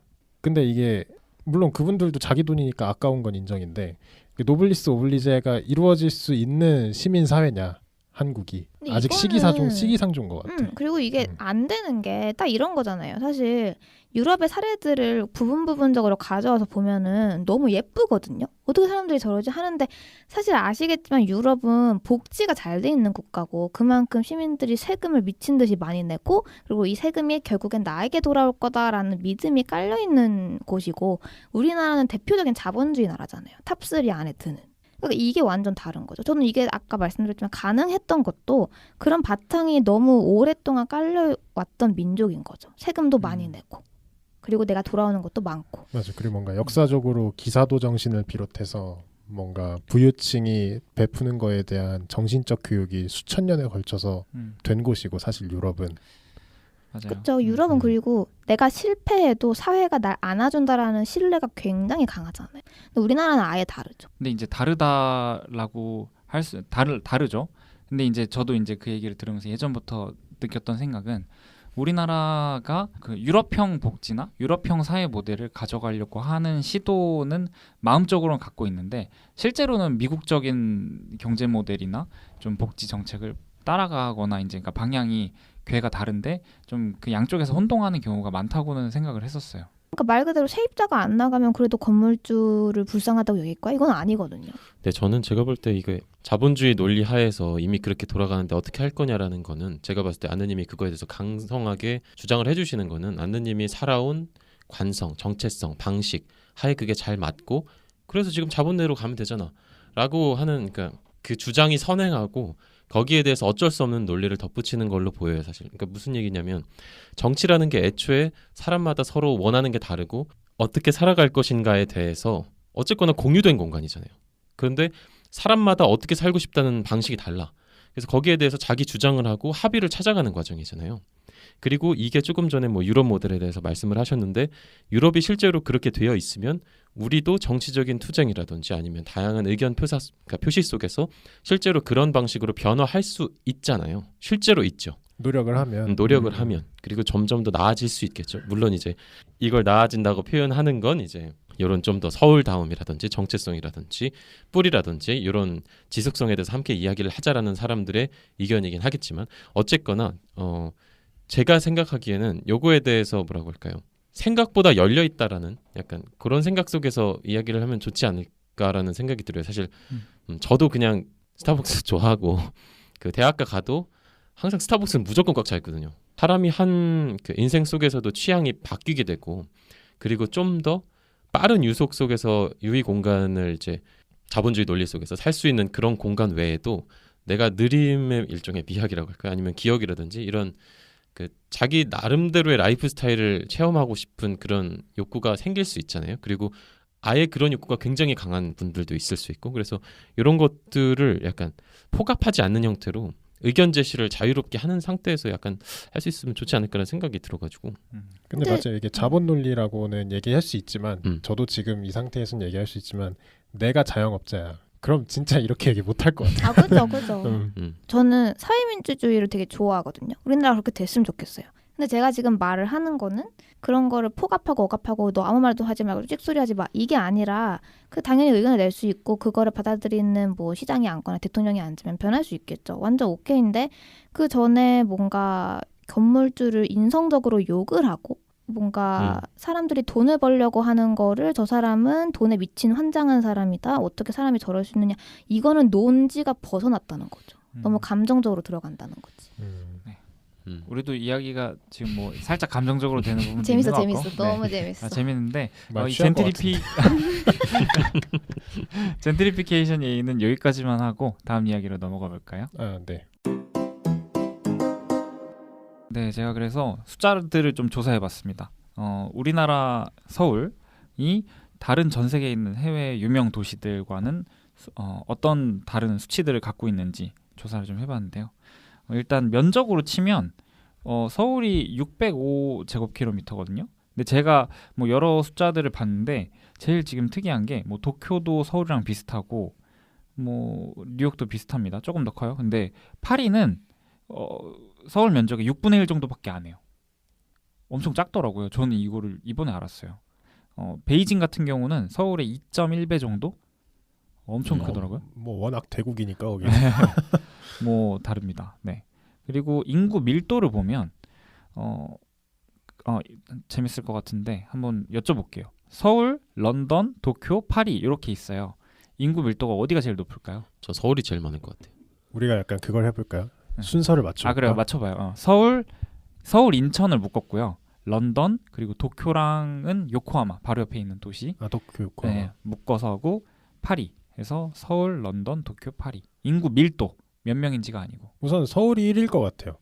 서울이 1일 것 같다. 우선 1000만 명 도시가 전 세계에 몇 개 없는 걸로 알고 있고 그리고 면적도 그렇게 큰 편이 아닌 것 같고 그래서 내가 생각하기에는 서울, 도쿄, 런던, 파리 순이 아닐까. 서울, 파리, 도쿄, 런던. 서울, 파리, 런던, 도쿄. 다 다르네. 다른데요? 하나씩 공개해줘. 하나씩. 몇 개 맞았는지 체크해볼래. 자, 그러면은 4위부터 해볼까요? 제일 낮은 인구 밀도는 파리. 내가 맞았다. 파리가 4위라고? 네, 파리가 4위. 6분의 1이라면서요. 네, 근데 4위 적은 거야? 근데 인구 밀도니까. 근데 프랑스가 인구가 그렇게 많은 나라가 아니에요. 관광객밖에 없구나. 네, 그런가 봐요. 제곱킬로미터당 3,700여 명 정도이고 세 번째는 도쿄. 진짜? 런던보다 적어요? 4,500명입니다. 제곱킬로미터당. 그리고 두 번째가 런던, 제일 높은 게 서울, 인천. 서울이 얼마나 돼요? 서울은 제곱킬로미터당 8,800여 명. 와. 런던은? 런던은 5,600명. 제곱킬로미터? 네. 그러니까 그 사각형으로 1km, 1km를 잘라놓고 1제곱킬로미터에 서울은 8,800명이 살고 있는 거예요. 그러니까 1km의 정사각형 안에 8,800명이 있는 거예요? 네. 저는 서울에서 놀러 가기가 싫더라고요. 왜냐면 저도 놀러 가는 걸 좋아하는데 갈 때마다 바글바글해가지고. 아니 잠실은 365일 북적이는 곳인데. 아 그런가요? 잠실 어디 있었어요? 그 롯데 지하에? 그 뭐 롯데월드 근처에서 석촌호수. 이렇게- 네, 그 롯데월드를 가지도 않고 그 근처에서 좀 카페에서 얘기나 할까 친구랑 그러고 아. 있었는데 진짜 지옥철처럼 사람이 있는 거예요. 거기 제2롯데월드, 그러니까 롯데월드 타워 들어오고 나서는 거기 진짜 장난 아니에요. 싱크홀이 진짜 괜히 생기는 게 아닐 수 있어. 사람이 너무 많아서 무너지는 걸 수도 있어. 고소당한다 이거. 정말 무거워서. 아니 그러니까 뭐 정정하면 포트홀입니다, 여러분. 아 그래요? 아스팔트가 내려가는 포트홀? 거. 예. 아, 근데 약간 범죄는 척척 박사 같지 않아요? 아니. 이렇게 뇌 열어서 지지 꺼내는 거. 척척 학사예요. 척척 학사. 아, 네. 그리고 또 조사해 온 거는 서울이 전체 면적의 0.6%밖에 안 하는데 인구 집중도는 20.2%. 아, 그러니까 대한민국 토지의 0.6%인데. 네. 인구 밀집도는 20%. 근데 많이 나아진 걸걸요 이거? 저희 어렸을 때는 진짜 심각했잖아요. 맞아요. 최근에 뉴스에서 봤어요. 서울이 1000만 도시가 깨진 지 몇 년 됐다고. 깨진 게 적어졌다고? 네, 900만이라고 하더라고요. 수치가 900만 이상. 그래요? 2018년 기준으로는 서울에 거주하는 사람이 1,100,670만 명. 1100, 600. 아, 죄송해요. 자, 내 숫자 1,167만 명이라고 하던데. 근데 이게 외국인하고 관광객 포함. 아. 근데 방금 거주지 기준. 아마 저는 아, 거주자 얘기인 것 같아요. 아, 숫자가 네. 좀 기준이 다르겠네요. 아 그럼 방금 말씀하신 거는 통행자인가요? 활동 인구. 아, 이거는 KT에서 그 유심칩 개수를 보고 한 것 같아요. 아, 대단하다. 유심칩 개수라고 하긴 뭐하지만 그러니까 통신 통화량. 활성화 네, 개수. 양을 보고 조사한 거고. 또 그리고 서울의 GDP, GRDP라고 하는데 서울이 차지하는 지역 내 총 생산량은 21.8%. 그러니까 지역 대비 면적 대비 엄청난. 그러니까 대한민국 GDP의 5분의 1을 서울에서 뽑고 있는 거예요. 그렇죠. 그렇게 보면 그렇게 많진 않네요. 난 되게 많다고 생각하는데. 결국 GDP라는 게 국내 총 생산이잖아요. 생산량이 많진 않은 건가? 서비스업이 많으니까 모르겠네. 관광객이 많이 찾는 도시 서울이 세계 10위. 진짜? 네. 진짜? 1위는 방콕, 2위는 런던. 방콕? 방콕이 진짜 핫해요. 인정합니다. 가봤어요, 여러분? 인정합니다. 가봤습니다. 방콕? 진짜? 네. 방콕이 진짜 핫해. 방콕엔 뭐가 있어요? 근데 방콕 가볼 걸. 방콕에 그 태국 진짜 부자 왕 있어요. 음. 황금으로 칠갑된 궁전 있고요. 맞아. 예. 그리고 글로벌 파워 도시 지수 서울 6위. 대단하다. 1위는 런던, 2위 뉴욕, 3위 도쿄. 그래서 저는 이 숫자들을 보면서 서울이 결코 작지 않고 사람들도 엄청 많은 도시가 됐다. 물론 우리 날 때부터 그렇긴 했는데 진짜 대단하다는 걸 다시 한번 느꼈고. 근데 정책적인 얘기를 좀 더 여기서 해보고 싶은 게 네네. 이렇게 대단하고 도시 인구 집중도가 높은 도시를 왜 우리는 못 나눠서 안달일까요? 뭐 해서? 못 나눠서. 뭘 어떻게 나눠요? 구로 나누는 얘기예요. 그러니까 어떻게든 서울에 집중된 인구를 퍼뜨리려고 그러잖아요. 대한민국 약간 정책적인 흐름이. 그리고 모든 사람들이 서울엔 사람이 너무 많다라고 생각하고 있고. 근데 그것도 되게 저는 신기하다고 생각했어요. 근데 그거는 우리나라가 특이하게 그러니까 몰려 있는 건 맞잖아요. 근데 그렇다고 해서 뭐 말씀하신 런던, 뭐 도쿄, 또 뉴욕 이런 데서 뉴욕에 사람이 너무 많으니 주변 지역으로 사람을 내보내자라는 시각이 서울만큼 있진 않을 것 같긴 근데 이게 하거든요. 맞는 게 왜냐면 걔네는 우리만큼 안 몰려 있으니까. 밀도가 적으니까. 그렇게 봐야 되나?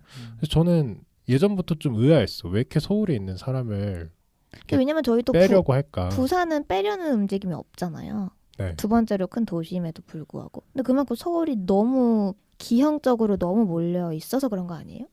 그렇게 보면 그럴 수 있겠네요. 저는 약간 그런 시각이 있었던 거예요. 어릴 때는.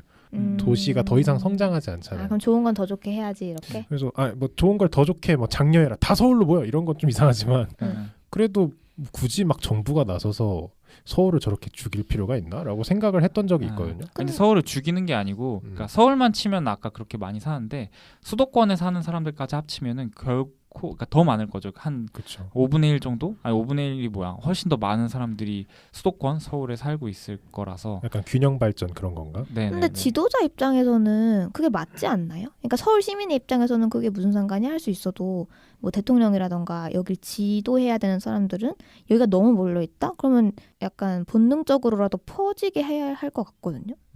특정한 그 평방미터 내에 생명체가 되게 많은 것 자체가 원래 엄청 스트레스를 주잖아요. 저 사람들이 너무 많은 생물 실험에서도 이거는 뭐 일관되게 나타나는 효과고 공격성을 높인다고 하거든요. 기본적으로 그러니까 살기 좋지 않다는 거죠. 필요할 것 같아. 저는 그래서 뭐 사실 이따가 하고 싶은 이야기 했는데 서울 같은 도시가 우리나라에 더 많아졌으면 하는 바람이에요. 그러니까 이게 그러니까 인구 밀도를 단순히 줄인다는 차원이 아니고 서울, 부산 말고 그런 큰 도시가 더 많아졌으면 좋겠는. 그래서 그러니까 외국 이야기를 아까 하셨는데 뭐 미국 같은 경우에는 뭐 뉴욕만 있는 게 아니고 맨하탄. 서부에는 뭐 이제 LA도 있고 샌프란시스코도 있고 뭐 동부에도 뭐 보스턴도 있고 뭐 필라델피아도 있고 많잖아요. 점점 그러니까 그 뉴욕이 물론 큰 도시지만 다른 도시들도 주변에 좋은 데가 많다. 이런 개념인데 뭐 이제 제가 서울 부산만 얘기해서 왜 광주는 얘기 안 하냐, 왜 대전 뭐 이런 얘기 안 하냐, 그러니까 하실 수는 있는데, 그러니까 더 그런데도 커지고 더 살기 좋고 더 재밌는 데가 됐으면 좋겠다 하는 마음은 있습니다.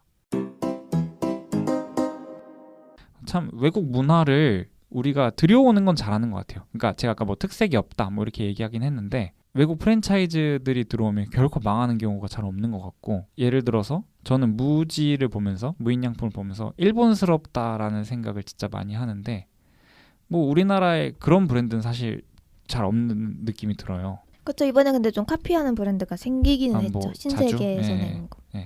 뭐가 그렇긴 한데 우리나라에 이렇다 할 그런 거는 없지만 또 무지가 우리나라에 들어와서 굉장히 잘 되고 있고 이케아도 북유럽 감성 뭐 이러면서 되게 잘 되고 있고, 그러니까 외국에 있는 것들을 되게 잘 흡수하고 있다는 느낌이 들었고. 근데 그거는 조금 최근 얘기일 수도 있을 것 같아요.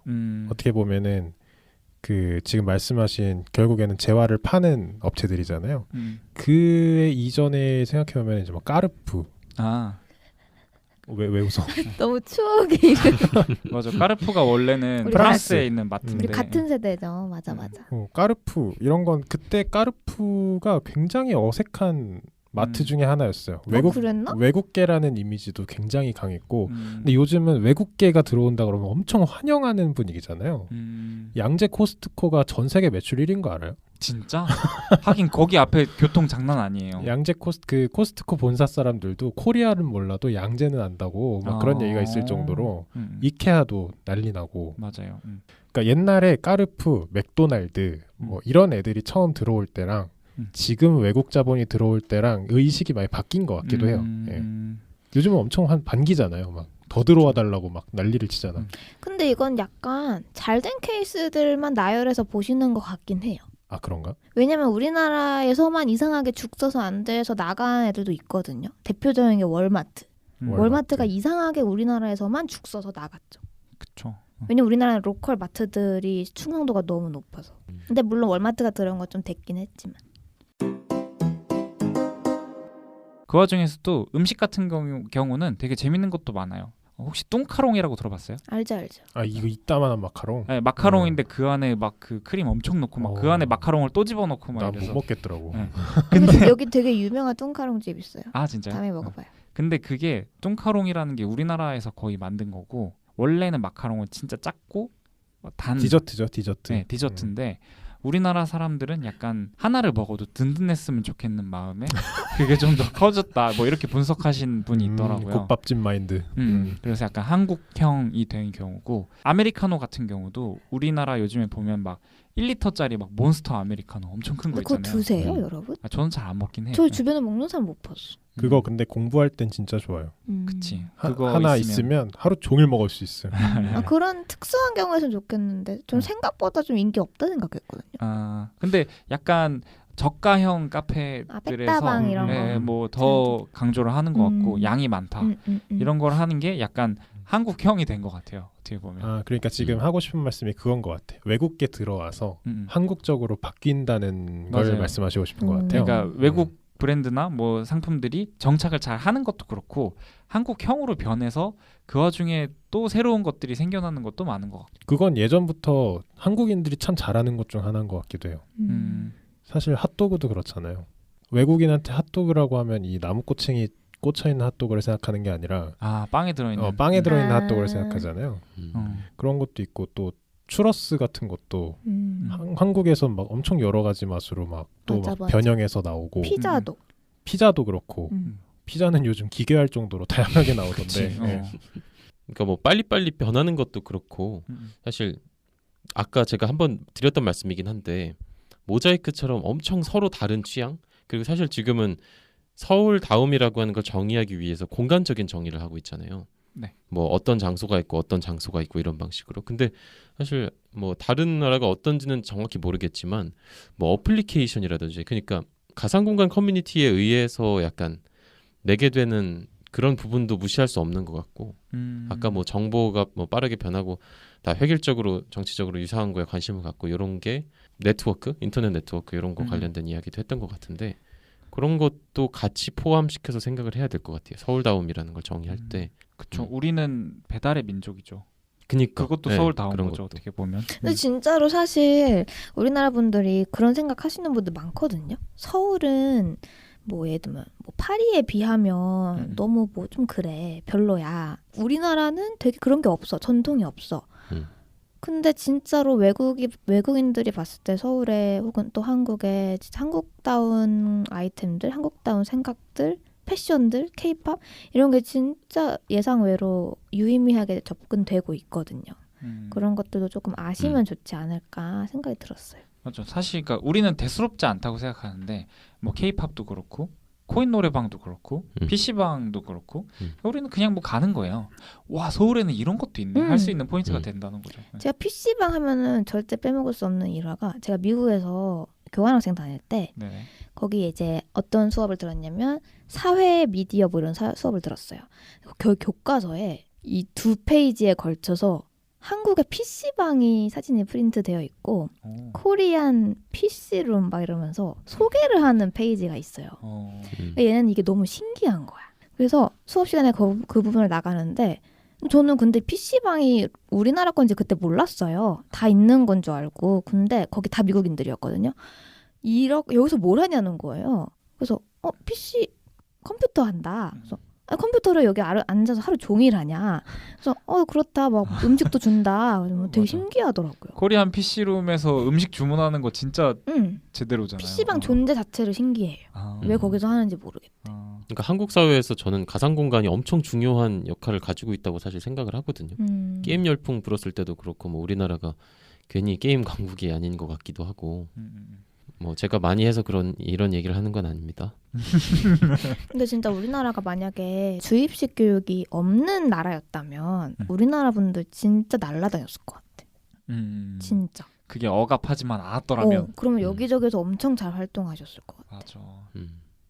서울이 이제 외국에서도 뭐 굉장히 핫하고 뭐 이렇다는 게 실제로 반증이 된 게 우리나라 사람들의 생각 자체도 이제 굉장히 다양화됐다. 아까 뭐 획일화된 교육 이야기를 하긴 했는데 이미 사람들의 생각이 너무 다양한 것 같다는 느낌이 좀 들었습니다.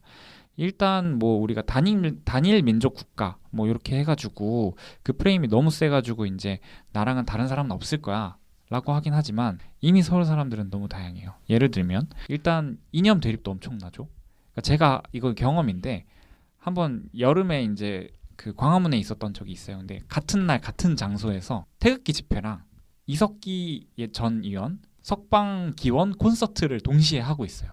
그러니까 극 보수와 극 진보가 한 자리에서 서로 자기들의 목소리를 내고 있고 외국인이 보기엔 화합의 장인 거야.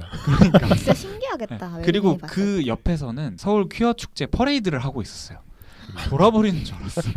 대박이다. 여름에 와. 거의 윤중로 벚꽃 축제 수준. 그러니까 재밌었죠. 근데 진짜 이런 없겠다. 일이 있을 수 있구나. 네, 그래서 자 그리고 우리 지지난주에 이슬람 이야기도 했었잖아요. 이슬람 우리나라의 비율이 얼마 된다 그랬죠? 적지 않다고 기억을 하고 있는데 외국인 합하면 20만 명. 엄청 많아요. 네. 그리고 이슬람을 믿는 분들도 많고 그러니까 종교적으로도 다양하고 또 외국인들도 많아요. 맞아. 요즘 진짜 서울에 외국인 분들 진짜 많아진 것 같아요. 저는 관광객이 아니더라도 그냥 거리에 외국인이 진짜 많더라고. 맞아요. 그러니까 이게 TV를 보면서도 그게 반영이 된 것 같다고 생각하는데 뭐 비정상회담부터 해가지고 막 어서와 한국은 처음이지 뭐 이런 류의 TV 프로도 뭐 외국인들을 이제 우리나라에서 어떻게 하는지 외국인들이 어떤 생각을 하는지 그거 적지 않은 것 같아요. 실제로 서울 인구 중에 장기 체류 외국인이 5.2% 정도 된다고 합니다. 전체 비율에? 네, 네. 오, 되게 많은 거네요. 그렇죠, 적지 않죠. 1000만 명이라고만 생각해도 50만 명 아니에요? 그렇죠. 그래서 40만 8점. 제가 말씀드린 거는 관광객하고 장기 체류 외국인 합쳐서. 네, 합쳐서. 그래도 많은 숫자네요. 네, 그 정도 되고. 그리고 제가 또 찾아본 거는 디지털 노마드 하기 좋은 도시로 서울이 11위라고 합니다. 디지털 노마드가 뭐죠? 그러니까 직장 생활을 하는데 프리랜서인데 그러면 어디서든지 일해도 상관이 없잖아요. 그러니까 노트북만 들고 세계 각지를 떠도는 거예요. 그래서 내가 일하고 싶은 데서 일하는 사람들을 디지털 노마드라고 불러요. 근데 그 사람들이 일하기 제일 좋은 도시 11위로 뽑혔다고 하네요. 그러니까 1위는 어딜까요? 1위는 발리. 발리요? 발리? 네, 발리가 원래 그거로 되게 그 디지털 노마드라는 개념이 시작한 곳이에요. 진짜? 네. 신기하네요. 그리고 2위가 태국 치앙마이. 네, 그럼 이제 서울의 사람들, 그 장소에 대해서 알아봤으니까 정책에 대해서도 좀 이야기해 보겠습니다. 그 중에서도 제일 중요한 게 저는 부동산 정책이라고 생각합니다. 감히. 네. 서울이 아까 우리 젠트리피케이션 자꾸 이제 초반에 이야기했기 때문에 자꾸 반복이 되는데 집값 문제도 엄청 나거든요. 그러니까 우리가 지금 4명 중에 3명은 경기도에 살고 있는데 저는 미리 말씀드리는 게 저는 기회가 되면 서울에 꼭 살고 싶어요. 네, 그런 마음을 갖고 있는 입장에서 서울의 집값 문제를 결코 무시할 수가 없는 상황이거든요. 언젠가 살아야 되기 때문에. 대한민국에서 집값이라는 건 정말 복합적인 이해관계가 얽혀있는 거기 때문에 올라도 내려도 문제인 거고 어떻게 해도 문제인 게 집값인 것 같아요. 근데 서울 집값이 비싸죠. 비싼데 사실 해외 굴지의 도시들에 비하면 그렇게 절대적으로 비싼 거는 또 아니라고 하더라고요. 제일 비싼 거는 제가 알기로 홍콩인가? 홍콩은 진짜 거기가 비싸대요. 진짜 비싸다고 하고 근데 서울이 이렇게 집값 문제로 들썩이는 이유는 홍콩처럼 부촌인 것도 아니고 서울이라는 그 큰 도시 전체가 부촌인 것도 아니고 갑자기 어느 날 신도시처럼 계획해서 지은 곳도 아니고 옛날부터 많은 사람들이 살던 곳인데 집값이 고공행진을 하니까 이제 난리가 나는 것 같아요. 서민층, 고소득층 나눠져서 첨예하게 대립하고 있고 근데 저도 이제 결혼을 할 입장에서 서울 집값을 안 알아본 게 아니었거든요. 네네. 근데 안 알아보게 되더라고요. 알고 싶지 않게 되죠. 나는 정말 깜짝 놀랐어요. 나는 정말 어린아이였구나. 막 이런 정도로 느꼈는데 분양가가 15억, 16억 이 정도고 매매가는 상상 초월이고요. 분양가랑 매매가랑 달라요? 나중에 따로 얘기를 해줄게요. 시간이 없기 때문에. 근데 이게 참 어려운 것 같아요. 자본주의 논리로 보면은 서울 집값은 더 올라도 문제가 없어요. 수요가 있기 때문에 그거를 정부가 억누르고 있을 뿐이지 더 올라도 문제가 없다고 하지만 너무 사는 사람이 많아서 문제인 것 같아요. 그러니까 그 사람이 많다는 게 수요가 많다는 얘기가 아니고 소득층도 너무 다양하고 연령도 너무 다양하고 그래서 더 많은 문제가 되고 있는 것 같아요. 우리가 이제 서울다움에 대해서 이야기를 많이 해봤는데 결국 그래서 서울에 살고 싶으세요? 서울에 살아야 된다고 생각하십니까? 돈만 있으면. 저는 일산이나 이런 근처 신도시에서 주거를 하고 활동을 서울에서 하는 게 가장 이상적이라 생각해요. 교통 문제, 인생의 20%를 버스와 지하철에서 낭비해도 괜찮다? 난 용산에 살래. 하긴 저도 요즘 서울에 살고 싶긴 하네요. 서울의 중심에 살아야겠어. 근데 나이 먹으면 난 무조건 일산, 파주 여기서 살 거예요. 근데 또 방금 범례님이 이야기해준 것처럼 집값이 또 너무 비싸서 그러니까 살 수 있다고 하더라도 감당이 안 될 것 같기도 하고 이 중에 이제 서울 시민께서는 어떻게 생각하십니까? 서울 대표 시민. 네. 맞아. 특별 시민 대표. 서울에서 산다는 것이요? 좋죠. 좋은데 글쎄요. 근데 저는 진짜 뭐라고 하죠? 어딘가에 뿌리 내리고 싶다는 생각을 잘 안 해봤고 앞으로도 잘 안 할 것 같고 사실 별 신경을 안 쓰는 편인 것 같아요. 그러니까 이게 내 집이 꼭 있어야 하고 언젠가는 정착해 살고 싶고 이제 이런 분들이 많이 계시겠죠. 아무래도. 그리고 그런 정착지가 서울이었으면 좋겠다. 약간은 좀 고즈넉하고 적적한 그런 도시였으면 좋겠다. 이렇게 생각을 하실 수 있을 것 같은데 저는 진짜 집을 계속 옮겨 다녀도 상관없는 편이고 마인드가. 아까 제가 잠깐 이야기한 디지털 노마드랑 잘 어울리시는 것 같아요. 프리랜서. 디지털 노마드가 아니고 약간 한량 느낌이에요. 그냥 한량 느낌이에요? 그냥 노마드. 서울 집값이 없다고 생각하고 그냥 그 환경에 들어가서 뿌리를 내리고 싶냐라고 하면 나도 아닐 것 같아요. 그래요. 너무 북적북적하고 신도시에서 살면 딱 시끄럽고. 좋아. 파주와야 파주. 왜 내 눈을 안 봐? 답을 안 해. 아 근데 저는 서울에 살고 싶다고 이야기한 이유가 비싼 값을 지불하고라도 살고 싶은 이유가 서울에 재밌는 게 너무 많아요. 놀러 가면 되잖아. 그러니까 서울에서 해야 될 것들이 되게 많아요. 근데 맨날 왔다 갔다 하면서 지금 경기도에서 생활하는 게 저는 조금 힘들더라고요. 그러니까 그건 힘들죠. 예를 들면 뭐 늦게까지 놀아야 되는데 나는 10시부터 집에 갈 각을 보고 있는 거야. 근데 이제 다른 사람들 한참 놀고 있고. 근데 그러니까- 약간 그런 것 같아. 그래서 서울에 살고 싶은 이유가 서울의 고유한 맛 때문이냐라고 하면은 아닌 거지. 그냥 사람이 거기서 많이 모이고 거기서 뭔가 할 만한 게 있기 때문이지. 이 서울의 고유한 맛이 있어서 거기 살고 싶냐. 막 파리는 그런 사람들 있잖아요. 이 파리의 느낌이 너무 좋아서 파리지행이 되시는 분들 있잖아요. 근데 고유한 서울의 맛이라고 생각하는데 저는 그게 즉각 아니지 근데 그런가? 뭔가 지금 그러니까 그거는 또 다른 시각이고 하몽님의 이유를 들어보니까 이건 편의를 위해서인 거지. 그러니까 편의도 편인데 그 편이라는 것이 아까 제가 이야기한 서울의 그런 획일적인 이런 것들을 이제 막 벗어나고 좀 더 새로운 취향을 서울이 쌓아가고 있다고 생각하는 시점이기 때문에 더 서울에 살고 싶은 생각이 있는 거죠. 아니 뭐 숲이 조성되고 네. 뭐 공원이 조성되고 네, 약간 그런 것들. 네, 그런 것들을 더 많이 누리고 싶어서. 파주에 오면 숲 진짜 많아요. 뭐 파주 시의원이에요?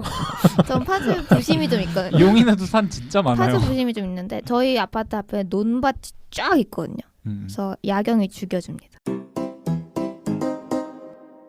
마지막 질문입니다. 그러면 서울다움이란 뭐라고 생각하시나요? 이게 제일 어려운 질문인 것 같아. 그냥 뭐 지금의 모습이 서울다움인 것 같아요.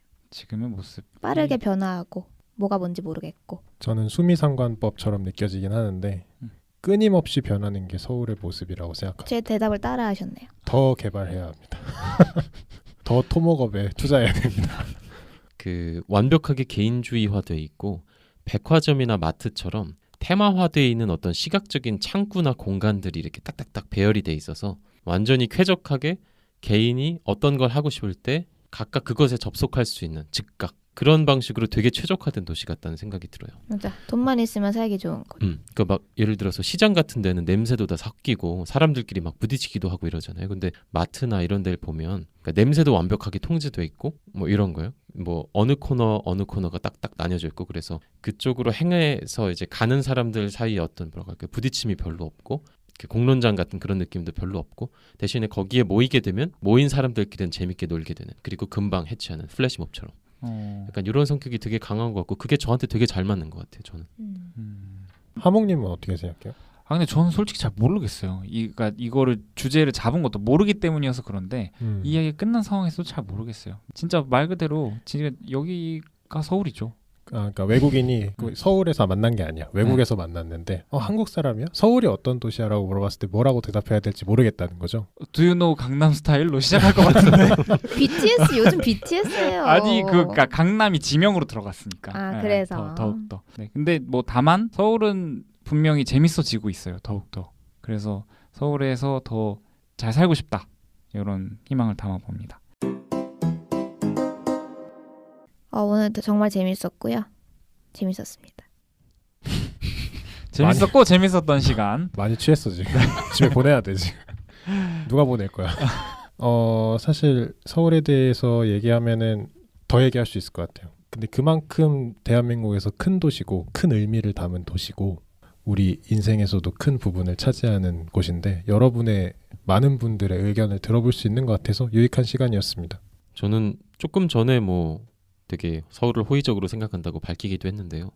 저는 천성은 아웃사이더고 근데 이제 인싸로도 또 놀기도 하는 모이면 근데 이제 기본 모드가 아웃사이더인 약간 그런 캐릭터인데 저한테 되게 잘 맞는 곳이라는 생각이 들어요. 하이퍼 매개적인 공간 요거는 제가 만든 단어는 아니지만 이렇게 표현을 하고 싶은데 여기 접속할 때 저기 접속했다가 저기 접속할 때 저기 접속했다가 그리고 다른 사람들이나 뭐 전통이라든지 뭐 이런 거에 의해서 강제되지 않고 그러니까 기본적으로 강제에 의해서 노출되지 않고 내가 선택하에 거기에 접속해서 참여할 수 있는 이런 공간 구성을 되게 좋아하는 것 같아요. 그래서 그런 특성을 굉장히 많이 가지고 있는 도시라는 생각이 들고 아마 그게 서울의 특색이라고 지금 묘사해 볼 수 있지 않을까? 저 같은 경우는 이 오늘의 구성이 되게 지금 잡탕스러웠거든요. 뭐 이 얘기도 했다 저 얘기도 했다 그냥 아무 얘기나 막 한 것 같은데 서울을 설명하는 데는 체계가 별로 없는 것 같고 이렇게 잡스럽게 이야기할 수밖에 없지 않았나. 이게 더 서울스러운 것 같기도 서울스러운 하네요. 대화였습니다. 네. 네, 오늘 이야기 들어주셔서 감사합니다. 다음 주에 뵐게요. 다음 주에 뵙겠습니다. I love 서울. 예. 안녕히 계세요. 서울유. 고생하셨습니다.